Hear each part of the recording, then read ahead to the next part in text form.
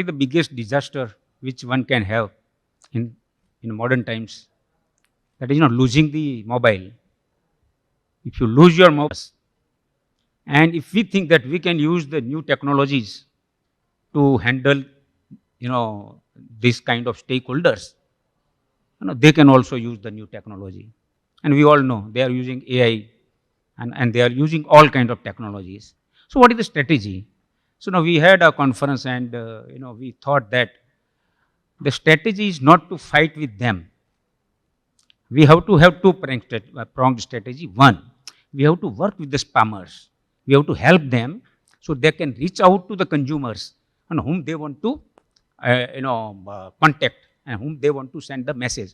Of course, with the consent of the, consumers and subscribers. This is one thing. And secondly, naturally, those, who wants to reach out to someone, wants to indulge in fraudulent transactions, want to, want to do identity thefts, I think, they have to be dealt very heavily by the, law. And when I say this, it is easier said than done. So, what TRI did, and I should actually give the credit to Mr. Bajpayee, who is sitting over here. Mr. Bajpayee and Mr. R.S. Sharma and Mr. Kadian, I think, these were the officers when this, this regulation was brought in to control, the unsolicited, commercial transactions. And that they use the blockchain. I think, they will talk more about the technical aspect. And it has worked very, very well. And we have got the, initial details. And we have been able to curb spams to a large extent. There are challenges. And let me tell you, I was talking to some of the regulators when we had a international conference over here. And last time I went to, Barcelona. I think most of the regulators are really worried that how to handle this issue. So this two-pronged strategy I talked about, and much more than that, I think we require international collaborations with the regulators. And when I say regulators, not only telecom regulators. We require international collaborations with, TRI is working with the, telecom operators and other people, to use artificial intelligence and machine learning. This is one technique we can use to find out the people who are using, 10-digit mobile numbers on large scale and using the, kind of boxes and then, hitting the, the consumers with, number of messages and at the same time. So here, I think, AI and ML can be used. We have worked a lot on this, and I think we will able to find out a solution. Second problem is weak KYC system. I think this another problem which we have, and there is a lot of problem in finding the actual person who has indulged in fraudulent transactions. And I'm very happy that DOT has developed AI/ML based telecom analytics and fraud management and consumer protection portal, and also one portal called Astra. And a lot of activities and a lot of actions have been taken. I think what we need is to that there should be a unified KYC system, and we need to put this unified KYC system at one place. So all the telecom operators can use that. This we are going to handle in one of the consultation paper, which we are going to issue on, this compulsory caller ID, display. So that, this issue we have discussed and will be handling. Second is, so this I already talked, that not knowing the name of the caller. So, this consultation paper will bring out, and let us see. There one issue is there of that, how to handle the issue of privacy. I don't want my number to be displayed to the person whom we are talking to. So that issue, I think, is slightly difficult, but I think we'll issue the consultation, we'll come to know. The fourth challenge, which is with the intermediary telemarketers. These are the people, who pump messages through delivery aggregators. They, many times manipulate headers and messages templated for their use.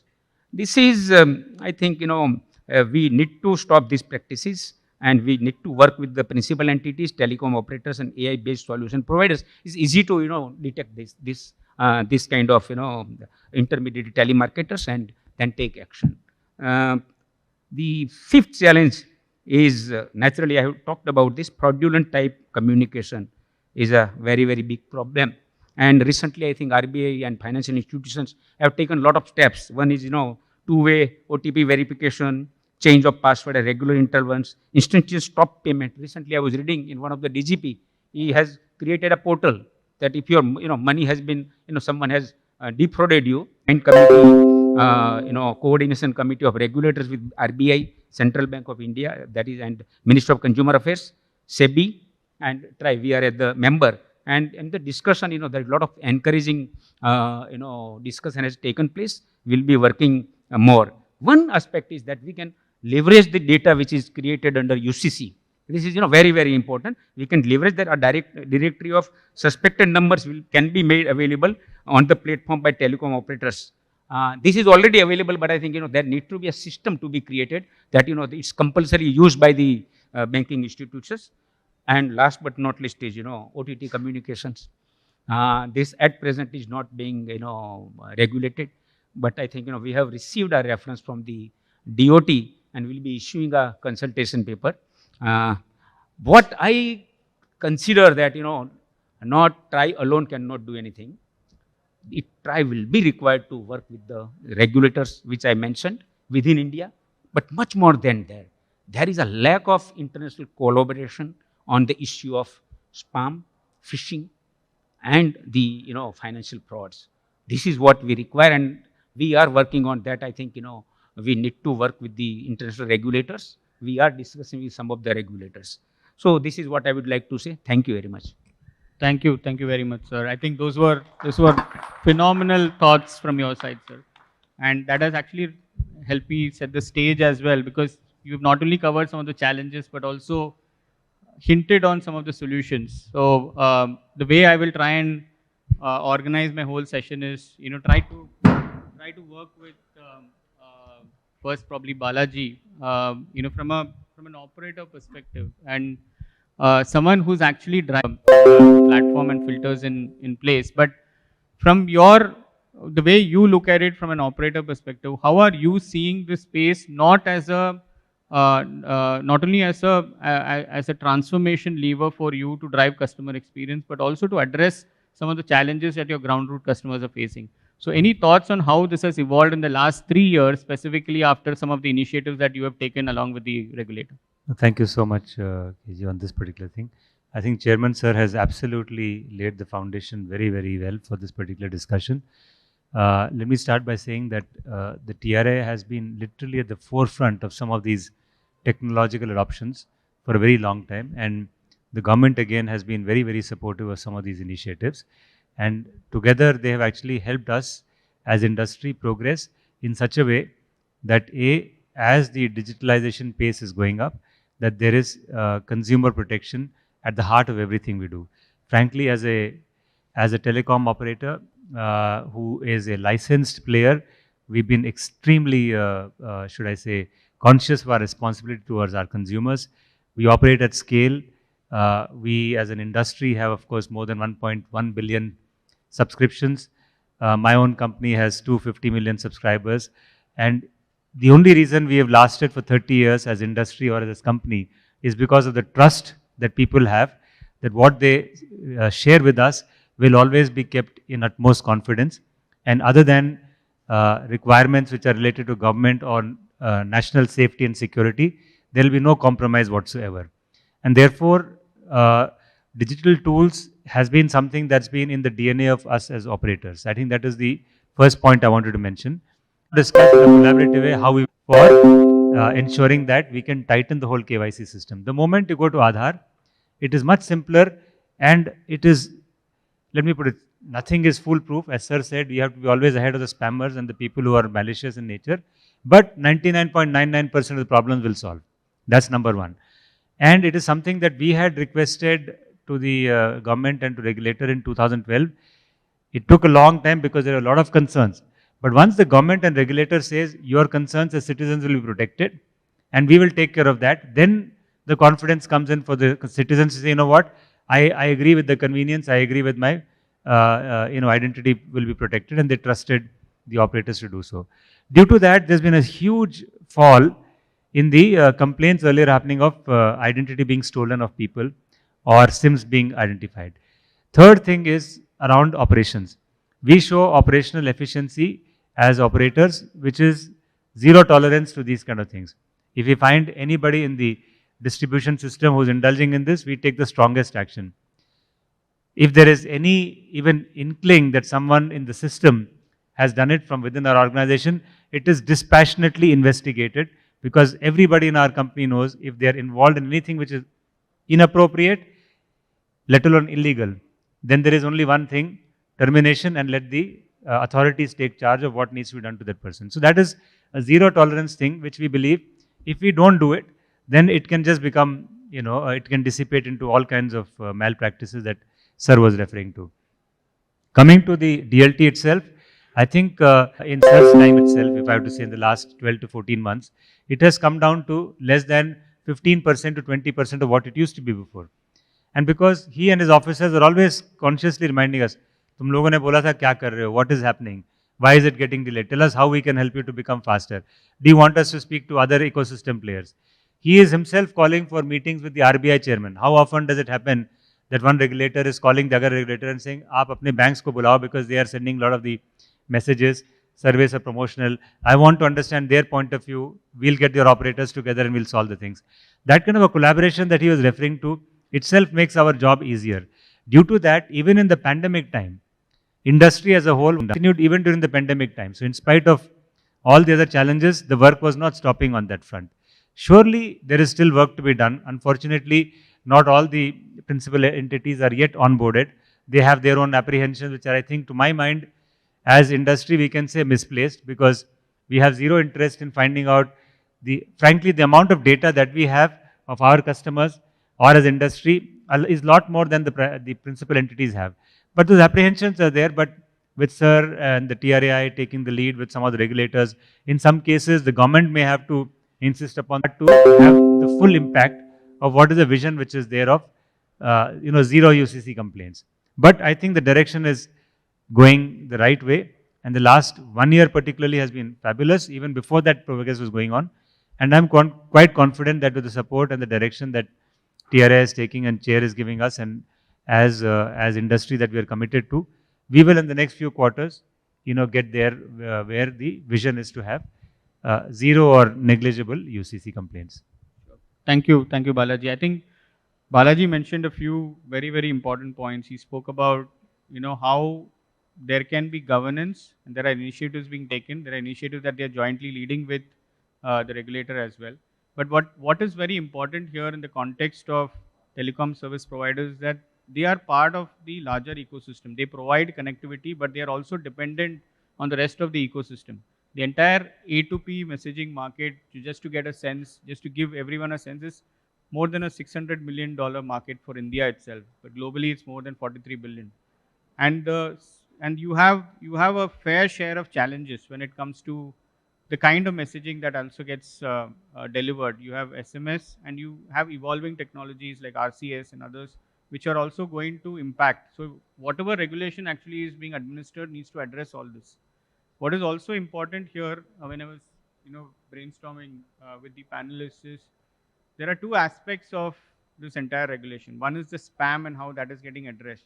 And second is how can it be monitored, the scan part of the entire part. And that's where, Mr. Bajpai, if I could come in, and before I go to Mr. Vermani and the rest of the panelists for the solutions, how are you seeing this entire solution evolving? Because when we started off in 2018, when there was the D&D regulation and how that was transformed and how currently it's getting operated, you faced a lot of challenges on adoption.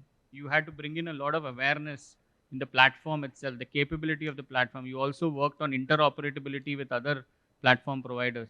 So can you share with us what kind of initiatives have been taken and how are you seeing this problem getting addressed? And then obviously the larger awareness problem is something that all of us have to solve for. But if you could give some sense to our audience on what kind of initiatives have been driven since the regulation has come in, and how can someone, adopt it as well?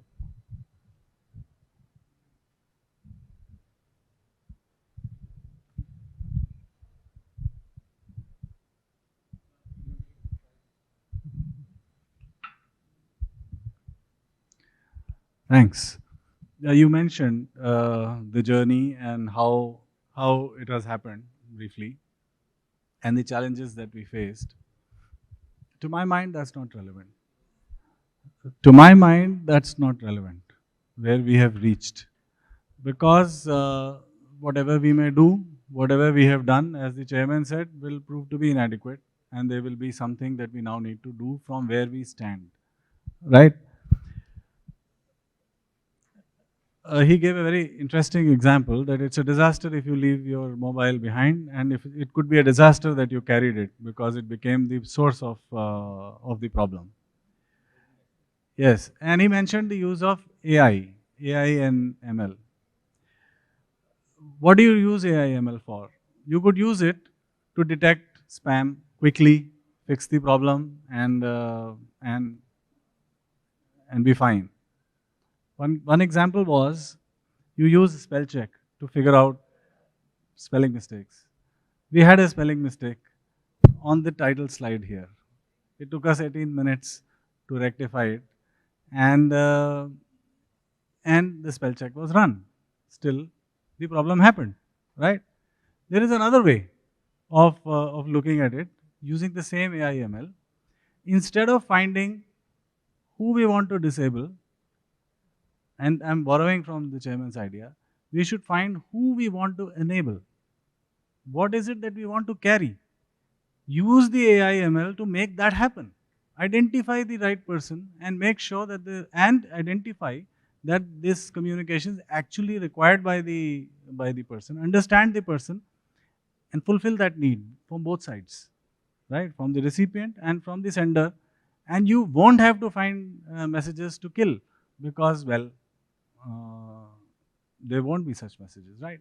So if this had been written by an intelligent system which figured out that driving can be the word, not dividing, you won't have to run the spell check, right? This can be created. And let me share something with you. The headline was actually created by an AI. It was. I was playing with GPT-3, so I put some text and said, okay, suggest a discussion for this panel. It came up correctly, and then we meddled with it and got a mistake, right? Because this mistake is being caught by a system which is looking at spelling errors, whereas the generation of the headline itself is by a system which is trying to generate it, right? Which is trying to look ahead at the requirement. So what I'm saying is, let us look in that direction, and that's profitable for everyone. It's profitable for the spammers. It's not profitable for scammers, but we don't want them to be profitable, right? It's profitable for everyone. It solves the problem in a different way. So I think we need to think differently. And to all of you who are sitting here, I would say that all of you have personal knowledge of spam, of course, and I hope you don't have personal experience of scam. You have personal knowledge of spam. You have a viewpoint on it, and you have heard the viewpoints of some of us, and you'll hear more viewpoints, and you'll find more thoughts forming. I've been thinking about it for 4 or 5 years now. Every thought is incomplete. Every thought is incomplete. Every thought has a other side to it, and there is a problem with it. It is the nature of this problem. It will not get solved because we think we've got a solution. We've thought that we had a solution multiple times in the past, and we didn't get it. And there are 150 countries in the world trying to solve this problem. They haven't solved it, right? They haven't solved it. So we need to constantly think. We constantly need to think ahead. We need to accept that there will be an arms race. There will be a problem, and the nature of the problem will continuously evolve. So that's what I see. Therefore, I didn't answer your question as to what we did and what challenges we faced. We should not look at that. We should look at the challenges that are ahead, also the opportunities that are ahead, right? And move in that direction. That, I think, would be a more relevant thing to think of, and I hope I have given you some food for thought in that direction to everybody. Right, thanks. I'll rest here. Some review the entire process. So the consent and preference management was introduced for the first time as part of the TCCPR. How effectively is that being administered is very important. But I'll come to Deepak. Deepak actually has, you know, when you were sharing some experiences with me on how he's driven it, it is quite fascinating on, you know, what kind of challenges you actually face on the ground, and how has he very, very innovatively tried to solve it. And there are some solutions that he's actually come up with to solve this problem. So Deepak, if I could request you, in the context of A2P messaging and some of the challenges and frauds that you have seen, what kind of magnitude that you have seen, what could have been the root cause of that problem, and how have you tried to mitigate it? You will not solve it completely, but how have you tried to mitigate it? Thank you. Good evening, sir, and my distinguished panelists and the delegates present here. I represent a body called as Indian Cybercrime Coordination Center, that's I4C, which is a part of Ministry of Home Affairs, MHA. We are primarily the agency which is into the prevention of cybercrime across the country. So the primary aim of this organization is coordination. Perhaps it was felt that the key to prevent the crimes is the coordination among the various stakeholders. As Chairman Trai sir has also mentioned that now they are having interaction with multiple regulators also. So we are in touch with the state police authorities, majority of the regulators including RBI, then many of the government departments, banks, TSPs, wallets, UPI, etc. We also in August 2019, and during this journey of around 3 years, we have registered more than 13.5 lakh complaints. So these complaints, when we analyze, it was found out that more than 50% of the complaints relate to the financial cybercrime, and the remaining 50% are relating to different kinds of other cybercrimes. So this portal also gives us a dashboard and as to what kind of the modus operandi is existing at present in relation to the crime happening in the country, the cybercrime part. So then it gives us details of what kind of spam messages are being sent, what is misuse being done, and which are the hotspots across the country. Second important part of our ministry is a helpline number 1930. So if anyone has heard about this helpline number, kindly raise your hand. Anyone who has heard about the helpline number? So thank you. So this validates my presence here. We have not been able to propagate the helpline number across the country. This is a very important helpline number, and what we say is that in case of any financial fraud, maybe it's like a money going out of the wallet or the UPI or the bank. So the citizen can say that a call came to me, I clicked on some SMS which came to me, and then my money was siphoned off. So very small evidence is captured, and we try to generate a token and send it to the concerned bank from where the money was siphoned off. So the money, normally the fraudster takes the money from A to B to C to D and to the fifth bank, and then the money is taken out either through purchases or through the money is withdrawn from the ATM counters. So the command flows from one bank to another so that we try to stop the flow of money. Fortunately, sir, we started this last year post second COVID wave in July 2021, and then we tried to integrate all these states and UTs in a phased manner. So till date, we have been able to save around 135 crore rupees on this platform, and that's why we are trying to propagate this helpline number so that it reaches the masses, and we try to stop the flow of money. The third important part is Union Home Secretary Saab has also written to all the states, to the DGPs, to the Chief Secretaries of States and UTs, as well as to all the secretaries to the Ministry of Government of India, to celebrate Cyber Jagrukta Divas. Primarily what was felt was that we need to propagate a lot of cyber hygiene across the country. And prevention perhaps is the punchline for preventing of the crime. So we requested all the entities, all the ministries, states and UTs to celebrate Cyber Jagrukta Divas on first Wednesday of every month, and maybe from 11 AM onwards. So fortunately, sir, majority of the states and UTs and annual action plan, and they are trying to inculcate the cyber hygiene across the entities. On 6th of October this year, that is after 3-4 days, we'll be celebrating the 1 year of Cyber Jagrukta Divas, and majority of the functions you will be seeing across the country for the cyber hygiene. So we'll try to propagate the hygiene part. For example, do not share PIN, do not share your OTP, do not scan QR code for getting the money which is not there. And then we try to inculcate this in all schools, colleges, panchayat raj institutions, municipalities, etc. So this is primarily the major part of our organization for prevention of crime. As far as the spam part is concerned, as sir mentioned, that we normally receive all kinds of fraud messages. So I have around 20 odd messages with me, and 18 of them relate to the financial spam messages. So what we feel is that the DLT part is an outstanding part, sir. I'm basically an engineer from IIT Delhi, so I know that it's a very good technology, and the AML part is also an outstanding part for this such a platform. This is the way we can reach to the masses. What is happening is that the principal entity, we feel that there has to be a strong KYC for registration of the principal entities under the DLT platform. And secondly, there should be less number of variables in the messages which are being sent. So there has been lots of misuse of the variable part of the messages.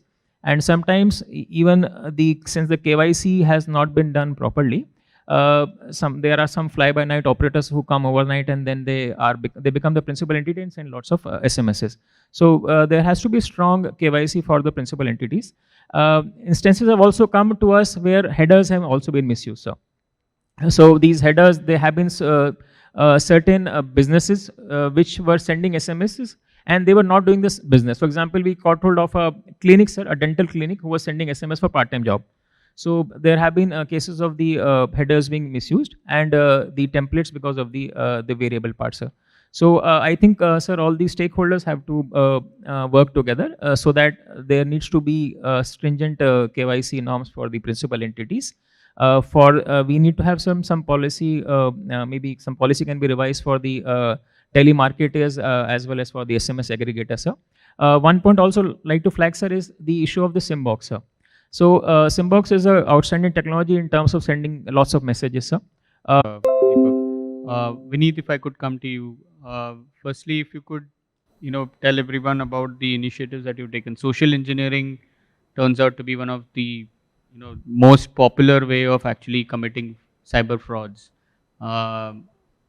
Many of us have been victims of it, and I was almost going to become a victim of it, but because I am in this space, I could actually prevent myself to get defrauded. But can you try and explain to everyone the solutions that you are trying to drive, and if there are anything that you would say as a clear differentiator that has to be integrated into the platform that is being driven for messaging, that will really help our conversation.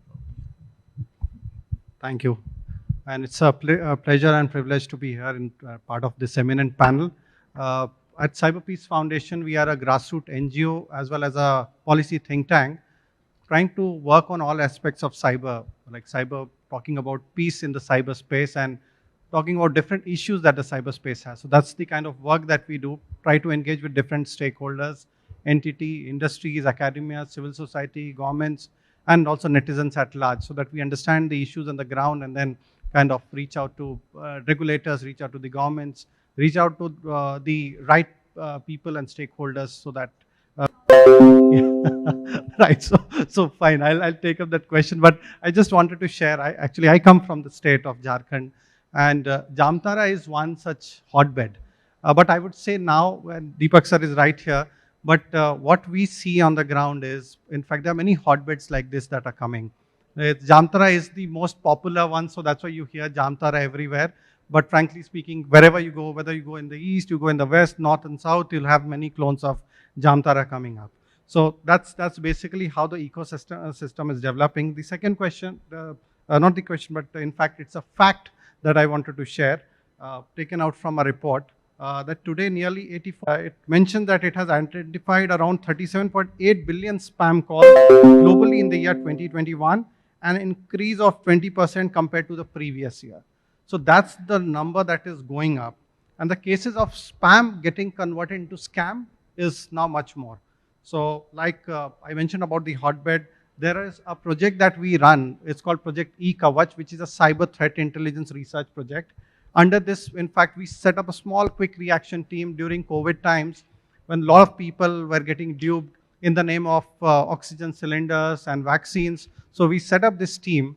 And under this team, in fact, we were able to find out about the campaigns that are running, different campaigns. Like you must have heard about their different applications called an instant loan applications. And through that, in fact, they offer you loans collateral free. The moment you click on that, it takes access to your entire phone, entire set of information that is there in the phone.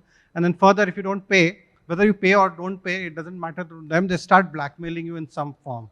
And sometimes it also leads to the loss of life. So that's where Cyber Peace Foundation comes in. Like you have a reporting portal at MHA, but there are many cases which are not reported.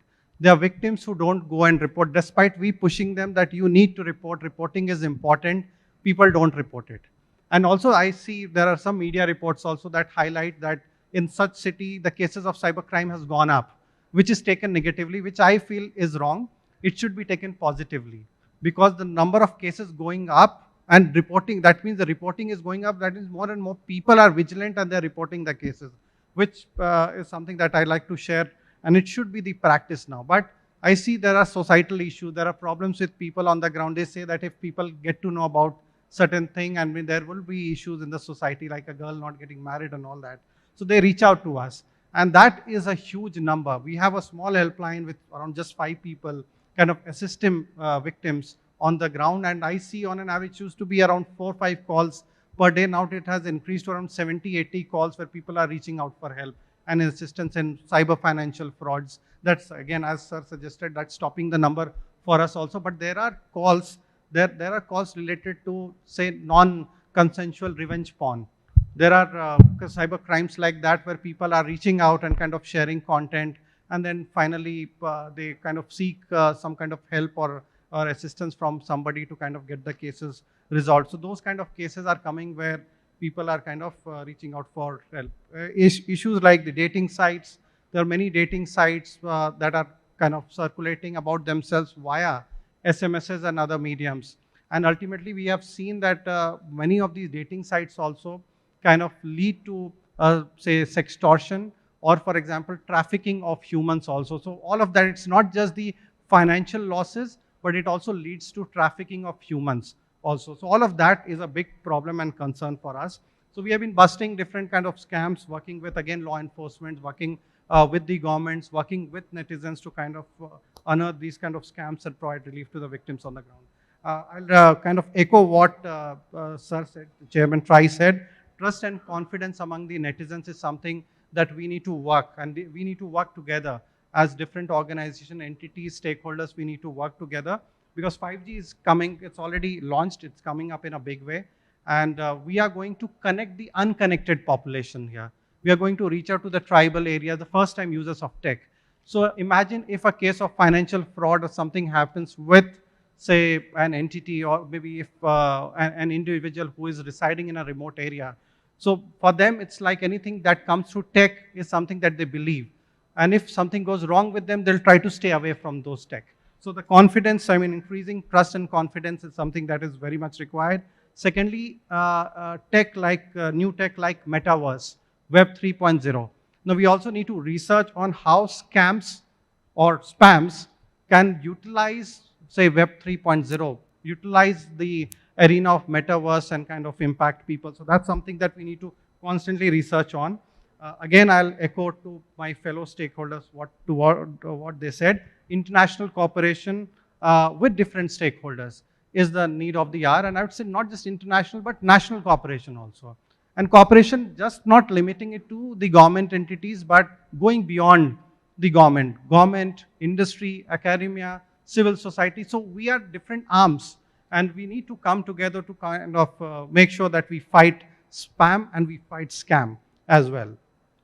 What we have done at Cyber Peace Foundation is like we collaborated with Netflix activities so that people down below understand what is spam, or what is scam, and how they can be scammed. So we are trying to do such activities with them, We collaborated with Truecaller also, when in fact did some activities with them.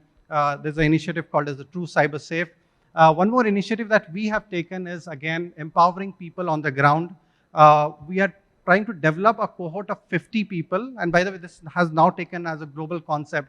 This Cambridge Press just released a paper on this. It's called as the Cyber Peace Score, wherein individual from any walk of life, whether you are people from, you are a techie, whether you are a non-techie, whether you are, and it has to be a collaborative effort. That's what I'd like to add. Thank you. So if I could request your closing remarks, I think you laid the foundation and a lot of Yeah, no. Actually, I learnt a lot, and one thing which I think, which I learned, that we need to work with Ministry of Home Affairs more closely, and we'll see how we can create some sort of a platform. That is one thing.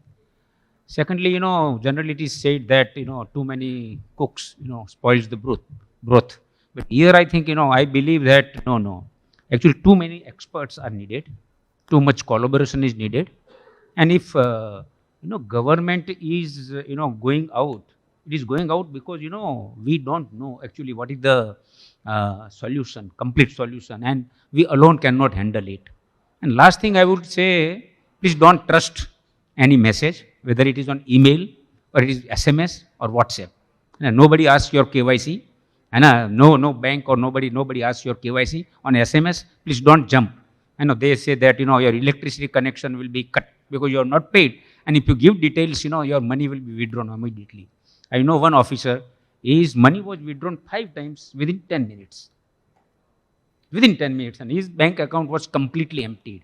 So this is not the time to trust everyone and every message. This is what I will. Thank you.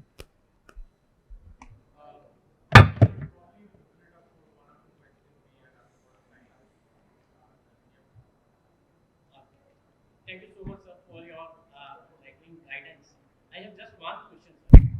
While all this session is about SMS as a mode of communication and telecom as a mode of communication, in recent past we have seen much more visually attractive messages coming over messaging platforms. We all know a few names around there. So my question to you is, sir, any thoughts around that how we can make consumer aware about it, or any process rules which can be framed for them?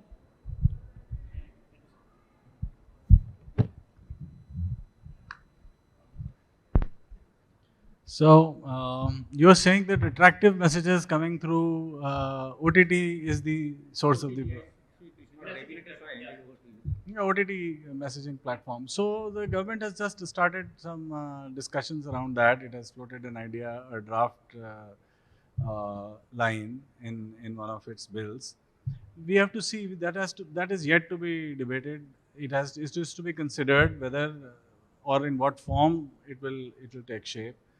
And also, please remember that TRAI has already done a consultation on this once and did leave the possibility open that this may be taken up in future, but did not make any definitive recommendations. So I think at this stage, it's too early to respond to what might happen and what may be said.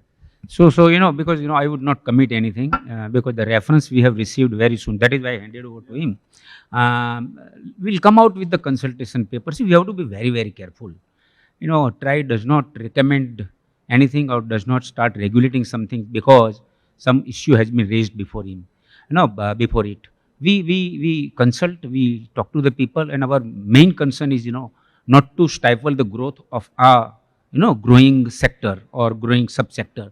So let us see. We'll come out with that.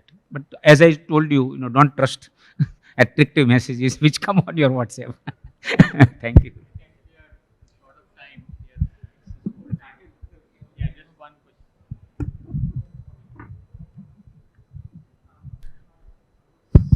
Okay, I just wanted to ask about one more aspect of spams and scams, and that is the data brokers that are present. And so you see businesses are targeting the right customers to send their messages, and as a result, they're also collecting a lot of data. And now that data is also going to your scamsters and spammers who are using those data sets to target the individuals, high net worth individuals sometimes, and draining their money out of them. So how are you tackling that aspect of this whole situation? So there are two assumptions in the statement that you made. One is that this data is something that the scammers or spammers will use. That's not the way to look at it. The way to look at it is, here is some data which could be usefully employed to reach the right target, right? So you have to prevent its leakage into the hands of the spammer, right? And there is nobody who's a pure, simple spammer. As the chairman said, if you help this spammer, he doesn't spam. Because what does he gain by spamming?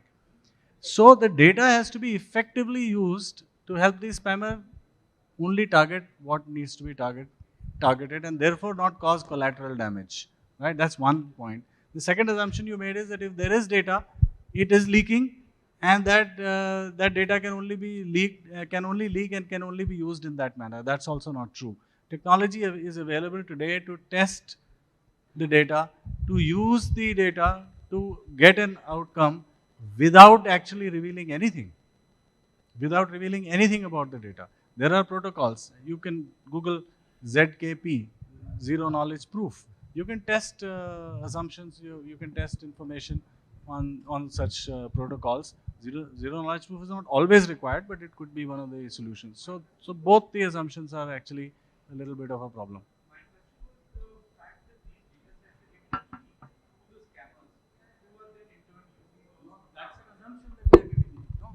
That's an assumption that they're getting leaked from here.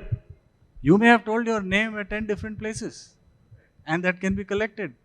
But you didn't do that. Now you're thinking that it is leaking from here. Maybe it's not leaking from there. So the regulation actually provides for consent and preference management.